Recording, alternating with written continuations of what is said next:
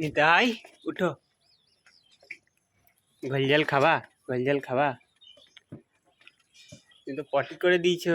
দাঁড়া আগে দড়িটা খুলি তোমার পায়ে। আমাদের নতুন ঘরে উঠাবো। চলাই চলাই আয়।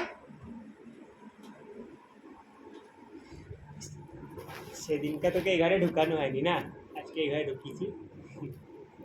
নিতা আজকে আমাদের নতুন ঘরে এসছে, এখন এখানে ঘোল জল খাবে। এটা দিন কি খাবা?